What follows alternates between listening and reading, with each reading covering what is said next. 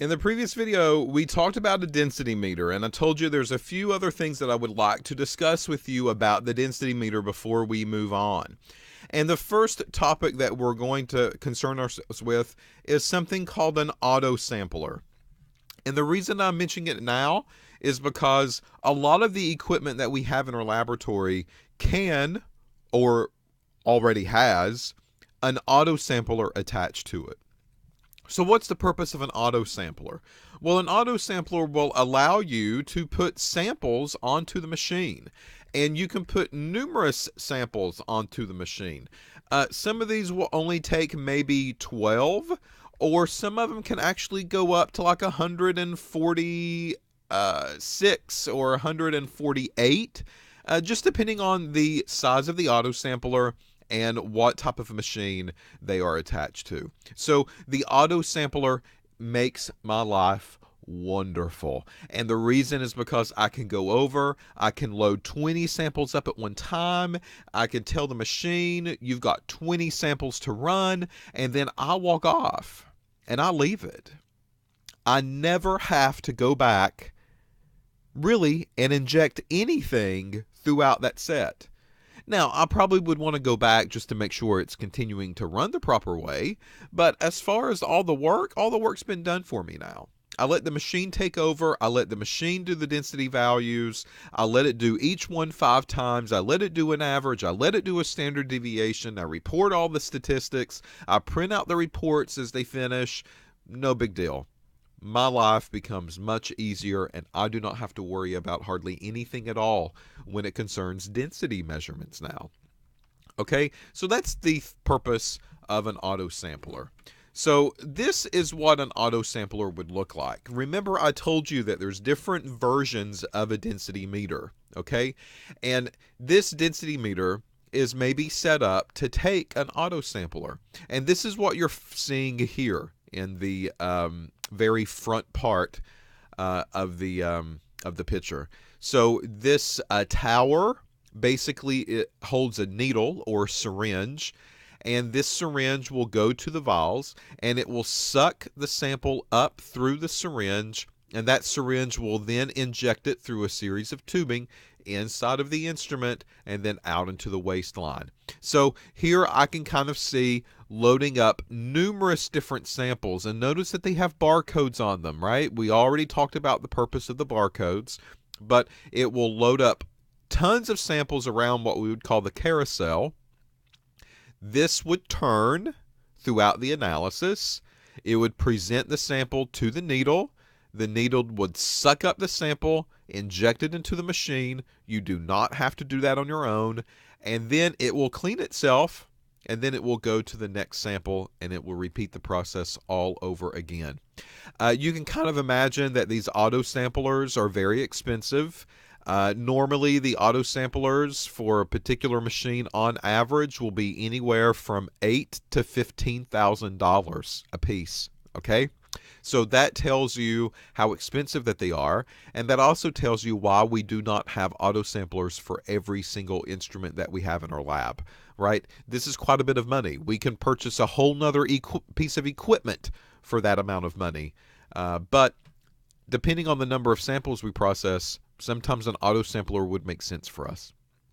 Okay, so there's a density meter up here on top, and then this is an auto sampler that would sit down toward the bottom, and that would be basically the whole kind of concept of what you would have. Over here to the left-hand side, that's just different pieces of equipment that we haven't made it to yet, so we'll just completely nix this off. Just completely forget that that's even there in the picture. We're only focused on the right-hand side here. So that's the view of what an auto sampler attached to a density meter would look like. So in one of the videos that I'm going to post on Blackboard for you to watch will be this one, and I would just like to kind of focus on the last end of the video. This shows you the auto sampler that's basically getting loaded up with samples now for the density meter. There's the density meter up here in the top corner. There it goes. It spins around. It will start presenting the samples into the machine one at a time. It will read the barcodes for you, so you do not have to be there to read them. but it will scan them as it goes and processes through. So that gives you an idea of what the auto sampler's purpose is, but it also kind of explains why they're so expensive at some point in time. All right. Okay, now let's talk about the auto sampler, or not the auto sampler, but let's go back and talk more about the density meter. How much did we land when we purchased this density meter? And if my mind serves me correct, we ended up paying around $12,500 for this density meter. So eventually you will get your hands on the density meter. We will talk about the whole process of how to inject a sample the proper way, and you'll be able to inject samples on them throughout your entire time in the program. But I want you to keep in mind that this was an over 10 grand purchase for us. And when you use this machine, I want you to think about a very small car. Okay, if you were purchasing a vehicle for maybe your child who's in high school, or maybe this was your first car when you were in high school, there's a possibility that your very first car costed about this much. If not, maybe just a couple of thousand more, but that's about it. And with that said, I want you to treat all of our equipment with that respect, right?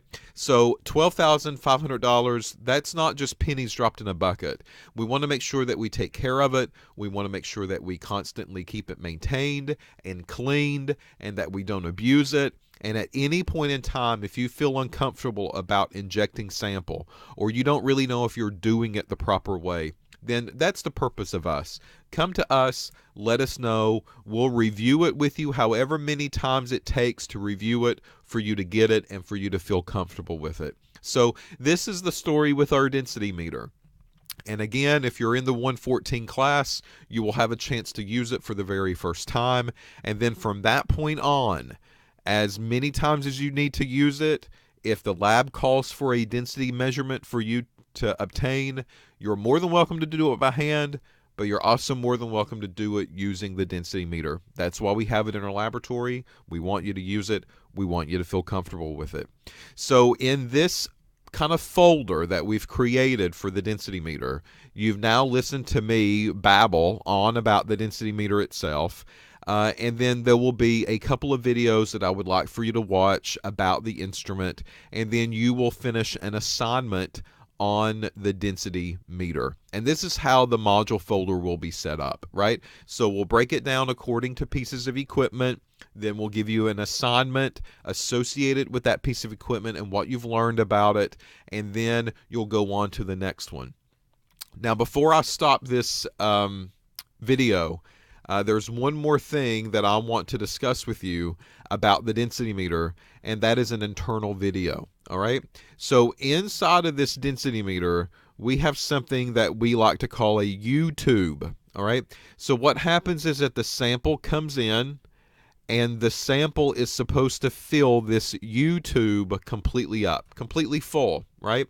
And the density meter knows how much volume can be held in this U-tube, and it actually will weigh this U-tube as well. It will weigh the sample before and after, so it knows how much stuff is actually inside, and then it will know how much space this took up, because all of that is predetermined in the machine, and that is how it calculates the density. All right, so it's all about filling the U-tube up, which is why I tell you to make sure that the sample overfills in the U-tube and goes into a waste jug when you use it. That's very important, okay? So sample goes in, you fill the U-tube completely up, you allow the sample to go out into the waste container, and then by doing that, you can ensure that this U-tube is completely filled. Now, I keep saying that over and over because there's sometimes that are stubborn liquids that will have little air bubbles in them. And you don't want air bubbles because those air bubbles could take up space, right? And the whole object of the game here is to make sure everything is consistent in volume. That is why we're using the instrument. So if you are manually injecting this sample into the machine, there is a video button that you can push. And when you push the video button, what happens is that it will give you a larger screenshot of this YouTube area. You'll be able to see it completely without a problem. And you can watch your sample get injected in, and you can watch your sample fill both the top and the bottom pieces of the glass and then make its way on out. But you can also see any of these air bubbles that might be present. And if you see any of those bubbles, you need to keep pushing sample through in order to get rid of all of those bubbles and out into the waste jar. Okay? This does not work if there's bubbles present. Bubbles take up space. Because of that, it changes the volume of the sample, and because of that, it will give you a wrong density value. That's one of the biggest problems that we have with the density meter. You just don't check them. So that's the purpose of the video button. Click the video button. Make sure you look at the area of that YouTube where your sample's going in, and make sure there's no bubbles that are present when you start inserting the sample. All right? Finally, one last thing is that this instrument does have an air pump. Now, the purpose of the air pump is for cleaning. So, what that means is that after my last sample gets injected and I'm not going to be using the machine maybe for a while, I want to make sure that it's clean for the next person. So, what happens is that there is a tube that sticks out from the bottom of the instrument. And that tube will be connected onto one of these ends of the YouTube. And that tube will relay some air to the YouTube itself. So I'll push the air pump button. The air pump comes on. It will constantly shoot a stream of air through the YouTube glass and out the other end. And it will push any residual liquid that might be present out of the machine, so that way it doesn't dry and get cruddy and flaky and gunk up the instrument on the inside of it. All right? So your last sample, always make sure that you turn the air pump on and connect it so that way it can flush out all of this nasty stuff that you do not want left behind. Okay? So when you use this instrument for the first time, we'll be there. We'll review all of these steps with you all over again. But now you at least know one piece of equipment that we have in our laboratory that you will eventually be using. And we'll continue on and we'll talk about each other piece of equipment just as we did with the density meter. Okay? All right, so good luck on the assessment. Good luck answering those questions. I think that you'll do fine. And then in the next folder, we'll talk about our next piece of equipment.